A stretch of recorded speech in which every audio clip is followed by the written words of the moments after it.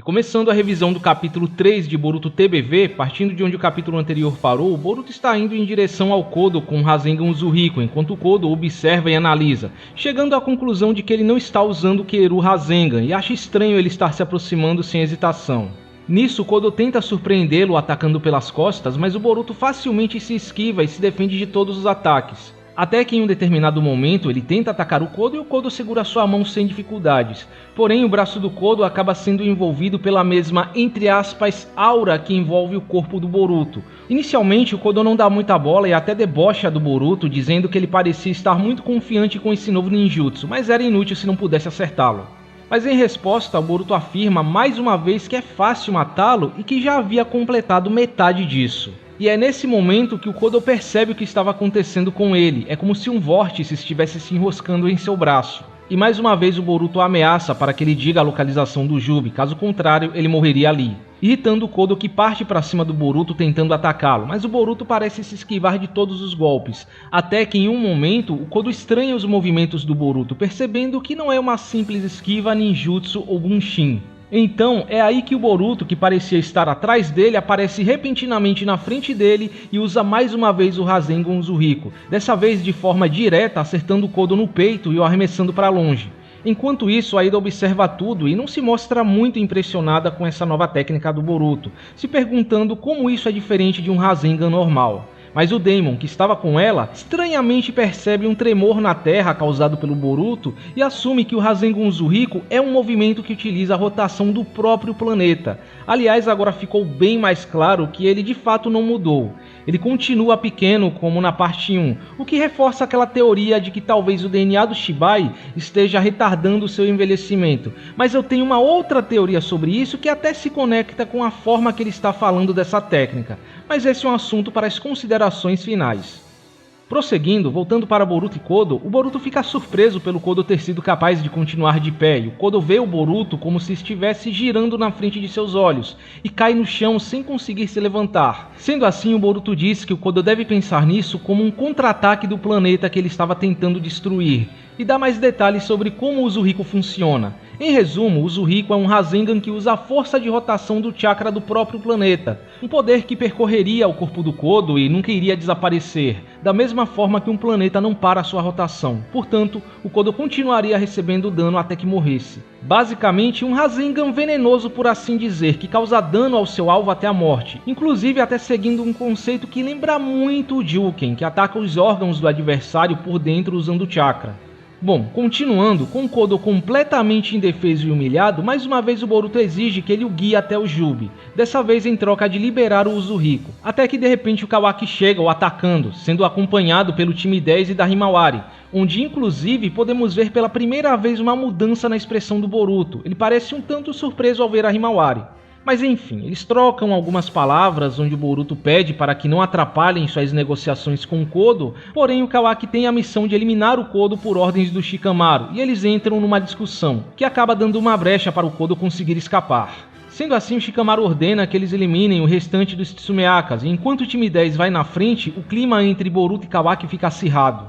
Enquanto isso, a Sarada está examinando o ninja random que ficou preso na árvore em que o Tsumeaka se transformou, e conclui que o ninja está vivo, o que talvez já seja uma pista sobre o que exatamente aconteceu com o Sasuke, mas eu vou me aprofundar melhor nesse assunto nas considerações finais. Voltando para Boruto e Kawaki, eles trocam algumas provocações, onde o Boruto se mostra aliviado pela Himawari estar bem, e o Kawaki tira um sarro com o Boruto e sua roupa, perguntando se ele foi adotado pelos Uchihas, referenciando o fato dele estar parecido com o Sasuke, o que não significa que ele seja uma espécie de cópia do Sasuke, como algumas pessoas estão dizendo por aí, pegando essa fala como um argumento. Ao meu ver, é completamente natural que o Boruto herde certas características de seu mestre, seja no vestuário ou na personalidade. E como eu disse no capítulo passado, analisando o design do Boruto, ele tem a sua própria identidade. E quanto à personalidade, pode ser apenas algo do momento, porque ele está lidando com Kodo. Não duvido que veremos o velho Boruto sorridente mais pra frente. Mas enfim, o Kawaki logo se mostra disposto a matar o Boruto, debochando dele, perguntando se ele escolheu a sua cidade natal como local de sua morte, mas o Boruto parece não estar intimidado e vê o Kawaki como um incômodo, apenas dizendo que ele está no caminho. Até que de repente um sapo aparece na gola do Boruto, mas não qualquer sapo. Para a surpresa de todos, é o mesmo tipo de sapo que Kashin Code usava, informando o Boruto que a infiltração foi um sucesso e que o Kodo voltou para sua base.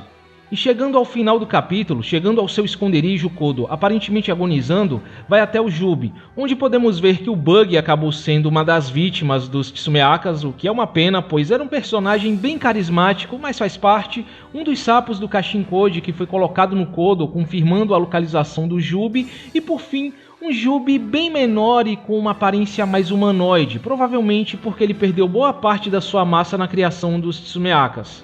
E um detalhe interessante nesse trecho é que podemos ver que o Jubi está com uma marca de garra no olho, o que me faz acreditar que agora que o Jubi está pequeno, quase do tamanho de um humano, ele possa teleportar o seu olho através das marcas de garra para os Tsumeakas. O que também pode explicar aquele Tsumeaka com o Rinnegan no capítulo 2, ele seria nada mais do que o Jubi se manifestando e controlando o Tsumeaka, assim como o Kodo fez no capítulo 72. Também indicando que o Jubi tem algum nível de consciência, seja lá por qual motivo. Sendo assim, após confirmar a localização do Jubi, o Boruto faz um selo semelhante ao que o Kashin Code fez para usar o Cuti-Uzi reverso e o capítulo termina. Agora, indo para as considerações finais, bom, tirando os trechos finais que podem dar uma boa base para expectativas, teorias e comentários, basicamente esse capítulo foi um grande show-off, quase metade dele foi o Boruto usando o Rasengan Uzumaki literalmente. Não posso negar que em questão de ritmo, esse capítulo foi tenebroso, a quadrinização não foi uma das melhores, foi um capítulo de 40 páginas que parece ter 10, desperdiçaram mais 5 páginas só para mostrar o Kodo sendo atingido e lançado para trás pelo Uzumaki, houve muitos painéis e diálogos que não passaram de pura gordura, não acrescentando em nada, especialmente no trecho em que o Boruto interage com o time 10 e o Kawaki, parece que eles estavam ali única e exclusivamente para preencher páginas. O que exatamente a Himawari ainda estava fazendo ali no meio deles, se ela não é uma combatente, ou no mínimo é uma combatente, mas ainda é uma ninja muito fraca? Ela já não deveria estar num local seguro ou ajudando os civis? É só pro Boruto ver ela depois de 3 anos e ter uma reação morna, porque no momento não cabe uma reação mais emocionada? Sei lá, o ritmo e também certas decisões me passam muito a sensação que eu já estava tendo no último capítulo, de que está faltando algo, que estão correndo contra o tempo para acabar com esse plot do Kodo o quanto antes, ou que é o final de um arco maior que estava acontecendo anteriormente em off, especialmente agora que esses sapos do Kashin Code apareceram, indicando que o Kashin Code se juntou ao Boruto nesse meio tempo, sabe-se lá como. Mas em contrapartida, a arte do capítulo está bem ok para os padrões do Ikemoto, assim como nos últimos 2 capítulos. Ele pode até ter desperdiçado muito espaço com painéis enormes, mas pelo menos conseguiu passar o impacto que o Uzumaki merece. O enquadramento foi excelente, especialmente no trecho em que o Kodo é arrastado. E dessa vez ele não esqueceu de desenhar o cenário de fundo, como no capítulo passado. Apesar de ainda ter as suas oscilações fora da ação, como a Himawari, que estava bem torta em certos painéis, mas o Ikemoto nunca foi muito bom em desenhar a Himawari mesmo. Também é muito bom ver que algo que eu sugeri na revisão passada se concretizou. Essa aparentemente não será a invasão definitiva do Kodo, apenas uma tentativa de invasão onde o Kodo foi obrigado a recuar, bem como eu sugeri. O que ao meu ver é algo bem positivo narrativamente falando, porque a invasão definitiva, se acontecer, será melhor contextualizada. Se acontecesse agora, seria muito jogada e repentina, um acontecimento bem anticlimático. E sim, eu sei que isso infelizmente fez com que o Kodo mais uma vez fosse um perdedor, e com o acréscimo de que ele foi extremamente humilhado pelo Boruto, sem nem mesmo oferecer resistência. Muita gente está aí reclamando, dizendo que ai, como assim? O Kodo é um vilão ridículo, tá faltando vilões bons e memoráveis em Boruto e blá blá blá blá blá. Eu entendo todas as críticas em cima do Kodo, mas talvez o fandom esteja olhando na direção errada e deixando de ver o que está na frente de seus olhos.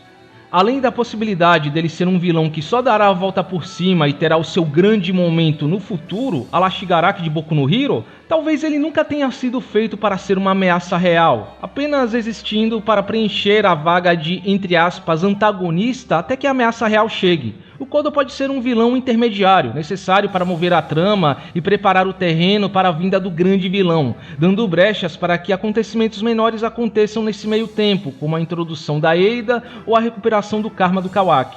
Acho que quando falamos de vilões, deveríamos estar olhando para o Momoshiki, o Amado e o Kawaki. Aliás, nesse capítulo, o Kawaki passou bem mais a vibe de vilão do que o Kodo, diga-se de passagem.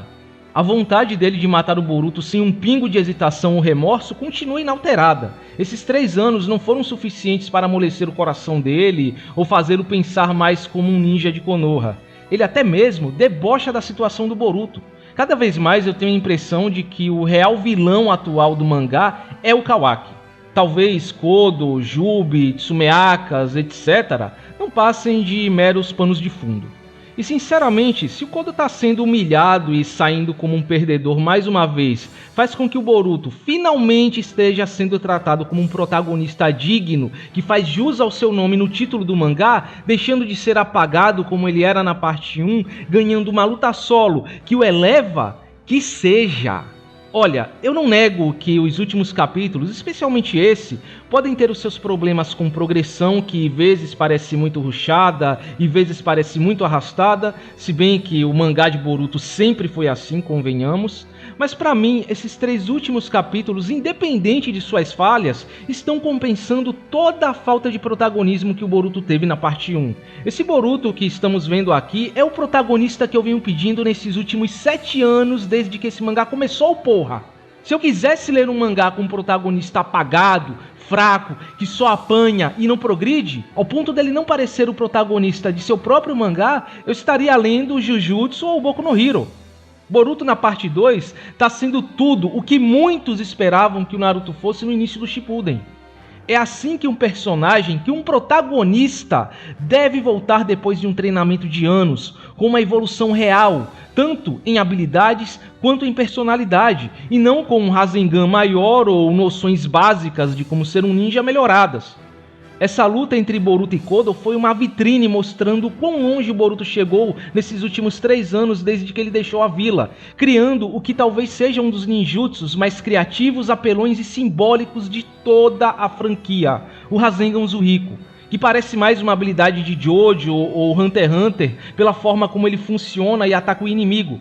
Talvez muitos não tenham percebido, mas o Rasengan Uzumaki parece um grande fanservice, carregando qualidades da marcação permanente do Hiraishin do Minato, o Rasengan do Naruto, a rotação dos Ryugas e a vontade do fogo por ser um ninjutsu dele, que não depende do Momoshiki, tirando, pelo menos por enquanto, a necessidade dele confiar no karma. Como eu já esperava, ele está superando seus adversários com pura técnica e não com força bruta e power-ups. Aparentemente o Uzumaki não tinha nada a ver com o Chidori Nagashi ou Hakusho Kaiten como imaginava. A técnica envolve o uso da natureza ao seu redor. Acredito que seguindo uma lógica parecida ao do Kirin, que usa o poder de um raio de uma tempestade e não o chakra do usuário em si. Só que nesse caso ele usa a rotação da Terra ao seu favor. O capítulo em si não deu muitos detalhes de como o Uzumaki funciona. Os diálogos do Demon e do Boruto ainda são bem vagos, não explicando exatamente como é que o Boruto usa a força de rotação do chakra do planeta. Mas eu tenho uma teoria. Basicamente, o Boruto estaria desconectando o alvo da rotação de chakra do planeta, criando uma desincronia entre o chakra do planeta e o chakra do alvo. Pensem comigo, seguindo a lógica de que todos os seres vivos estão ligados pelo chakra, não é difícil imaginar que todos os chakras estão sincronizados a essa tal rotação de chakra do planeta. E distorcendo essa rotação de chakra, o Boruto cria um efeito semelhante a um genjutsu, desnorteando e tirando o senso de equilíbrio do alvo, porque ele já não estaria mais conectado à lei da inércia, que faz não sentirmos a velocidade da rotação da Terra. Por exemplo, se você estiver num trem magnético, com as janelas fechadas e com um bom isolamento acústico, você seria incapaz de perceber a velocidade do trem ou mesmo que ele está se movendo. Isso acontece porque você está se movendo na mesma velocidade que o trem. Em teoria, o Kodo teria perdido essa noção de estar parado. Ele estaria conseguindo sentir o movimento da Terra, o que também estaria lhe causando danos internos porque todo o seu chakra estaria seguindo o lado oposto ao restante do chakra do planeta, como nadar contra uma correnteza muito forte num rio ou andar contra o vento num furacão. O Boruto não estaria fazendo quase nada e nem gastando chakra. O mundo estaria atacando o Kodo por ele. Ele apenas estaria direcionando o ataque. Eu sei que talvez alguns achem o Rasengan Uzumaki exagerado demais e tal, mas eu creio que pro nível das ameaças atuais, o Boruto precisa de um ninjutsu apelão mesmo. E não foi do nada, não foi como o modo Baryon, que foi uma solução mágica saída da bunda da Kurama. Foram 3 anos de treinamento, no mínimo 2, para desenvolver esse ninjutsu. Mesmo que aconteça do Kodo ser derrotado agora, o que eu duvido muito, ele ainda deve ter uma carta na manga, uma hora o Kawaki vai chegar no mesmo nível do Ishiki e quem sabe os Otsutskis ainda sejam explorados. Daqui pra frente podem aparecer inimigos infinitamente superiores ao Ishiki. E também não se esqueçam que todo ninjutsu tem suas fraquezas. Hoje, o Uzuriko pode até parecer um ninjutsu exagerado, apelão, mas amanhã ele pode ser só mais um ninjutsu. Alguém mais poderoso, em teoria, pode dominar ou combater a rotação do planeta, parando a rotação do planeta, ou aprender a sincronizar a rotação de dentro do seu corpo com chakra, etc. Mas enfim, eu acho que eu devo ter dito isso em alguma revisão anos atrás. Mas eu acho engraçado como o fandom, especialmente as viúvas de Naruto que ficaram anos e anos metendo pau no Boruto, não percebem que o Boruto como personagem, não só agora, mas desde a parte 1, é tudo que os fãs esperavam que o Naruto fosse até o final da obra. Badass, inteligente, sério e racional nos momentos que ele precisa ser.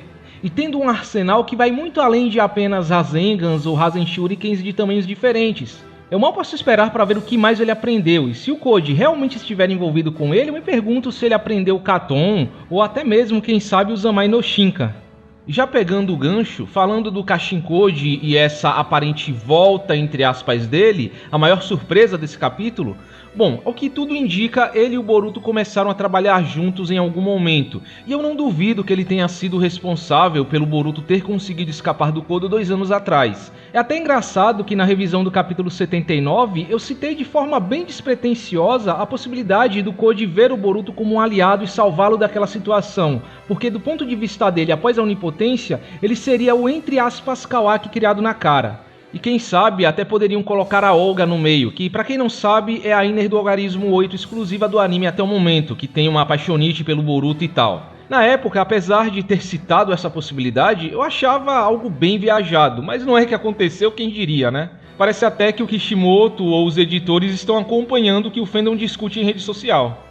Eu sei que talvez alguns não gostem muito dessa ideia do Koji estar trabalhando junto com Boruto e quem sabe até ser mestre dele, argumentando que seria algo sem criatividade, uma repetição do que aconteceu entre Naruto e Jiraiya, mas eu diria que uma coisa não tem nada a ver com a outra. São circunstâncias completamente diferentes. Nem sabemos se o Koji se tornou o mestre dele ou se o Sasuke está incapacitado. E se o Koji se tornou o mestre dele também não há problema. Afinal, vocês conseguem pensar num papel que daria melhor destaque ao Koji além desse? Sem falar da profecia do Jiraiya, de que ele treinaria alguém que traria uma paz jamais vista ou uma destruição jamais vista. E bem como o Ishiki declarou, o Koji está ligado ao destino do Jiraiya. Só que isso nos traz algumas perguntas, uma que eu também citei como um obstáculo a essa possibilidade, afinal, qual seria a motivação do Kashin Koji para estar trabalhando junto com o Boruto? Seria uma busca por vingança contra o amado que o traiu? Seria parte do seu senso de justiça e dever como ninja, herdado das memórias implantadas do Jiraiya? Ou simplesmente pela vontade de ter um propósito existencial, algo que ele perdeu ao falhar em matar o Ishiki? Bom, vai saber, mas eu acredito que um esteja lavando a mão do outro. O Koji ajuda o Boruto a deter o Kodo e o Boruto ajuda o Koji a se vingar do amado ou algo parecido.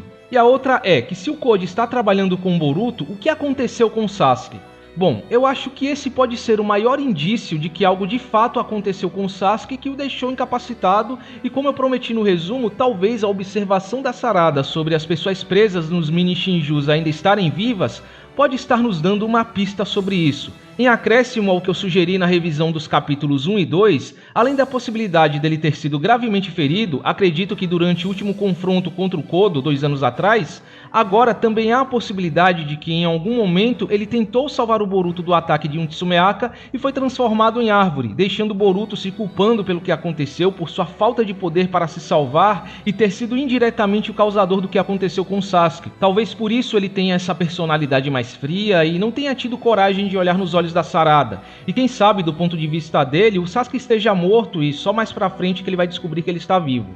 Essa seria uma possibilidade bem interessante e também uma ótima saída para tirar o Sasuke da história sem matá-lo, deixando o elenco de Boruto em geral na dianteira de todas as situações que aconteceram daqui pra frente.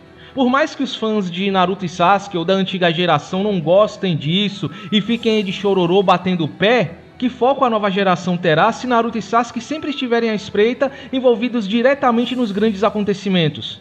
Assim como o Superman nas HQs da Liga da Justiça em certos arcos tem que ser tirado da história de alguma forma, seja indo para alguma missão no espaço ou preso na Zona Fantasma para que o restante da Liga faça alguma coisa, pois o Superman sozinho pode resolver tudo e toma tempo de tela de todo mundo, Naruto e Sasuke têm que ser tirados da história para não ofuscar a nova geração e tomar o tempo de tela que deveria ir para a nova geração. Espero que vocês pelo menos entendam isso.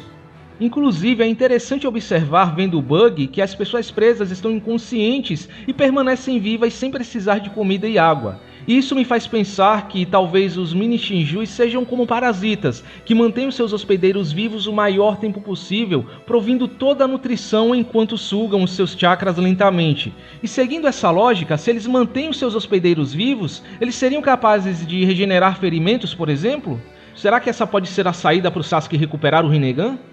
Bom, de resto, outro ponto interessante do capítulo e que muitos talvez não tenham se tocado é como o Daemon fala do Rasengan Zuhiko, tendo uma clara mudança de tom. O Daemon fala como se fosse um guerreiro experiente, e já vimos isso em outras ocasiões, ele deixando de se comportar como uma criança e assumindo um semblante mais sério e adulto. O que me faz acreditar que talvez ele não tenha a idade que parece ter, e se ele for o irmão mais novo da Eida, só que o irmão gêmeo dela.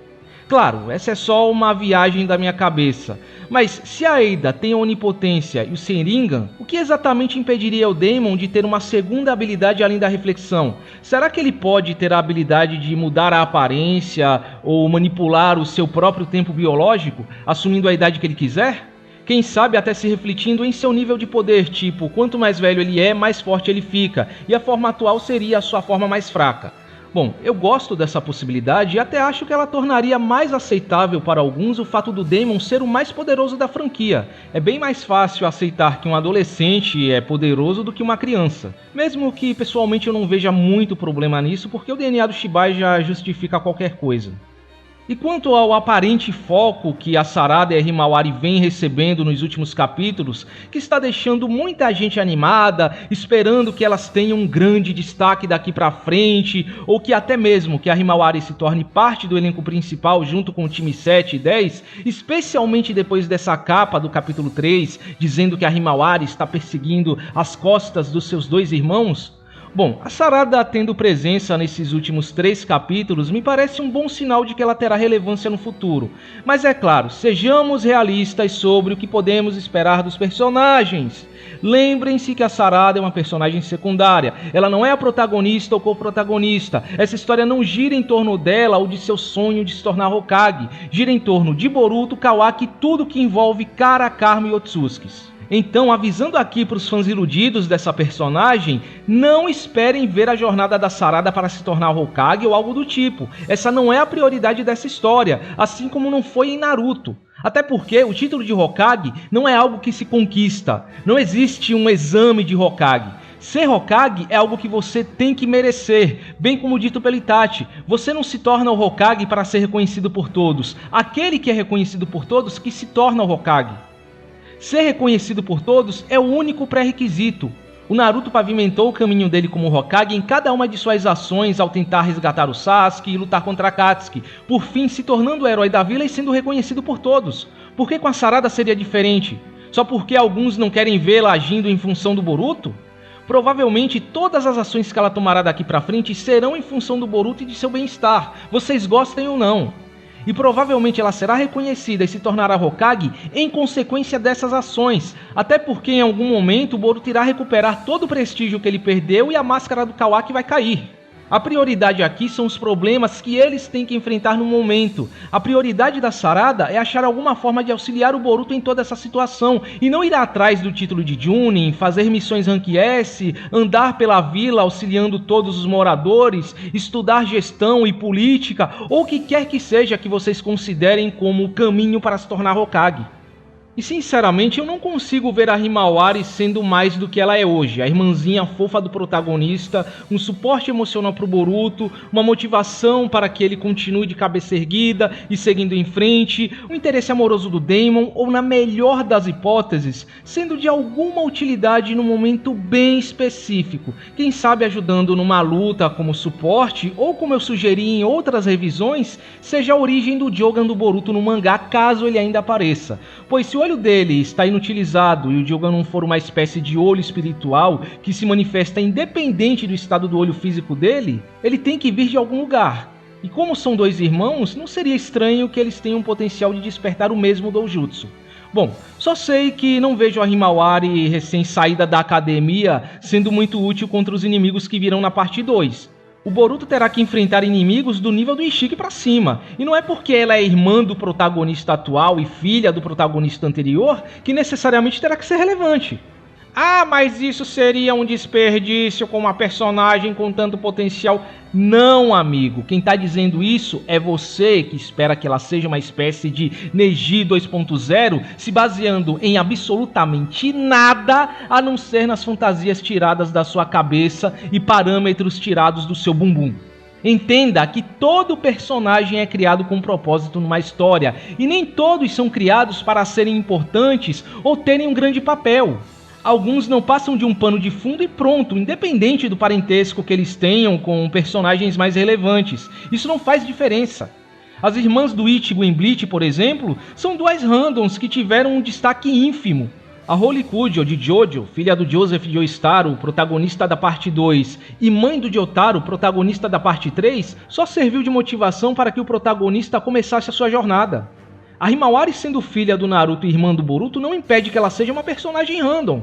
Quando um personagem aparentemente irrelevante vai ter relevância no futuro, o autor costuma deixar isso implícito. Por exemplo, a Sakura. Em boa parte do clássico, ela não passou de uma personagem de apoio, aquela personagem secundária que tem o papel de explicar ao leitor detalhes sobre o mundo, conduzir o leitor estando no mesmo patamar que ele, observando o drama dos protagonistas, etc.